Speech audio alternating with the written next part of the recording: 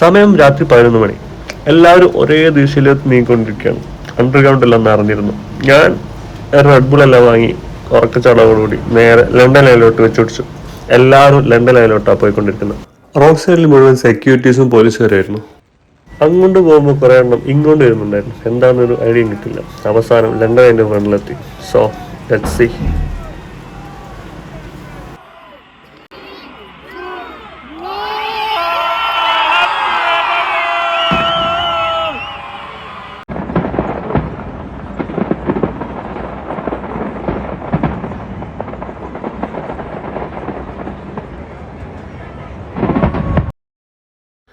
പിന്നെ അങ്ങോട്ട് ഫയർ വർക്സിന്റെ പൂരം തന്നെയായിരുന്നു.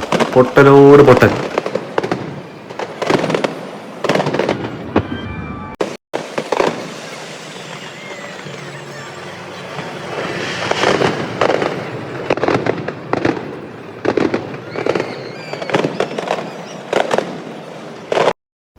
അങ്ങനെ 12 മണിക്ക് തുടങ്ങിയ ഫയർ വർക്സ് കറക്റ്റ് 12:10 ആയപ്പോഴും കഴിഞ്ഞായിരുന്നു.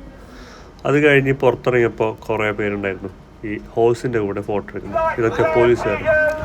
അപ്പോഴാണ് ഈ ആശ വിളിച്ചു പറഞ്ഞത് ട്യൂബ് സ്റ്റേഷൻസ് എല്ലാം ക്ലോസ് ആണ്, ലണ്ടൻ ബ്രിഡ്ജ് സ്റ്റേഷൻ മാത്രം ആ ഒരു അണ്ടർഗ്രൗണ്ട് മാത്രമേ ഫങ്ഷനിങ് ഉള്ളൂ എന്ന്.